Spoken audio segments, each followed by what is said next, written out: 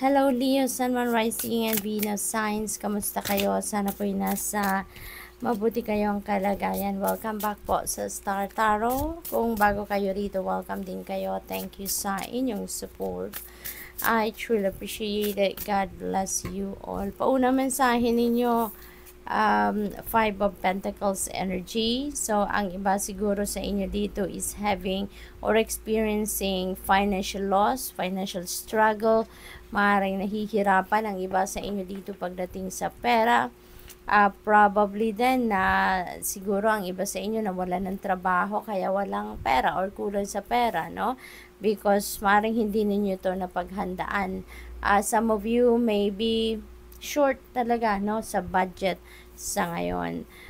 But don't worry kasi this is Five of Pentacles and 5 resonates with change. Kaya soon, sooner than later, yung sitwasyon ninyo dito is going to improve.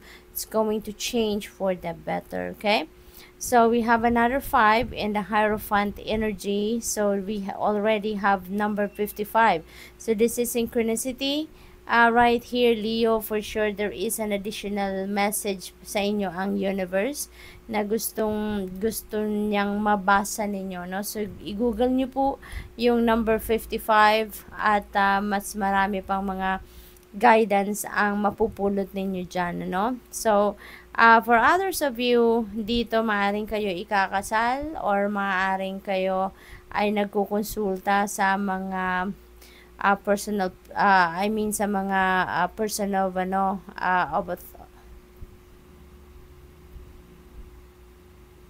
maaaring ang iba sa inyo dito ay nagkukonsulta sa mga religious people.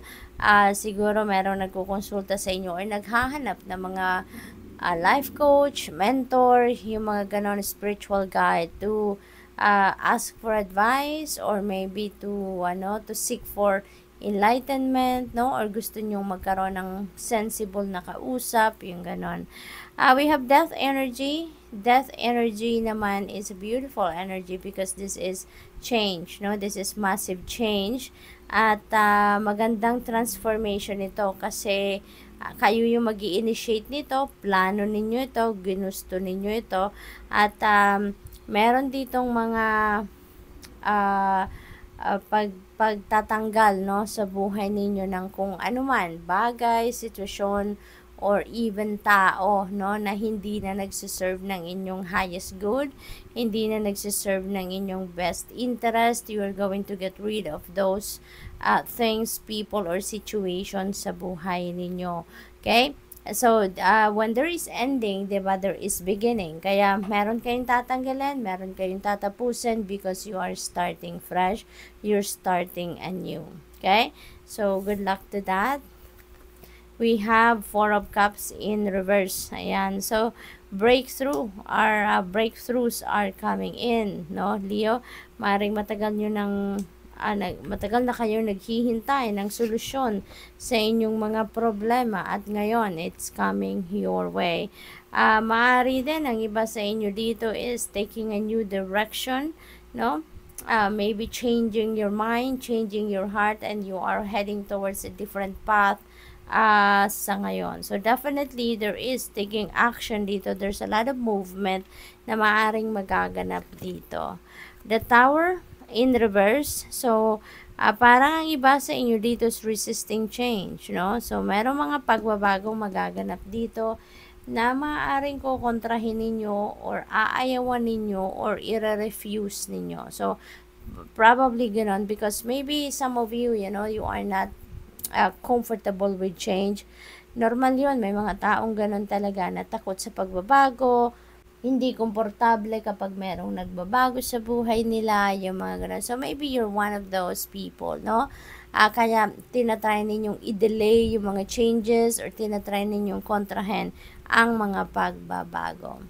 So, what else? We have 7 of Cups. Ayan, there are opportunities coming your way.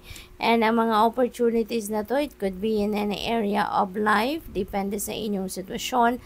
But definitely, it's more than 1 or more than 2 opportunities dito na maaring nandiyan na sa inyong harapan and waiting for you to take advantage of that. So, maaaring may overwhelming dito, energy na maranasan kayo, no? Kaya, baka kung malito kayo or baka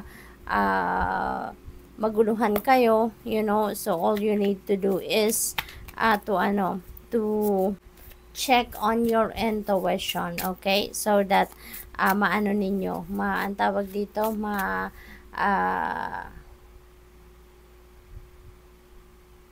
kuha ninyo kung ano yung best para sa'yo.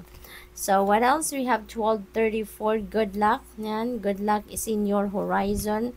Leo, sabi dito, spirit guides. So, maaaring you're being guided by your spirit guides at this time. You're heading for progress, no? Justice will be served as well.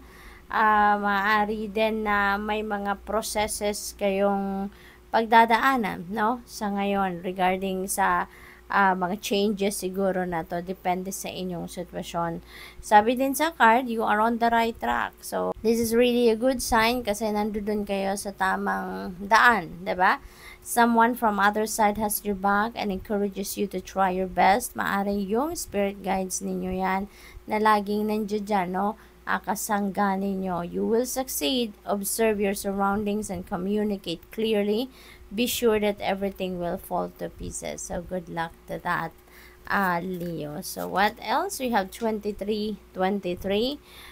Sabi din dito, there's some truth you're resistant to accept. Ayan, over and over again. Siguro, hindi kayo komportable sa kung ano man ang katotohanan na to. Kaya dinideny ninyo yan sa sarili ninyo or hindi ninyo matanggap, no? Whatever the case may be. Until you're tired and restrained beyond depression, it takes a decision to live life for yourself. Life is all about passion, then you make a change and the world around you follows. So, napakagandang mga mensahe ito para sa iyo. Good luck. Thank you for watching. Love and light. Namaste.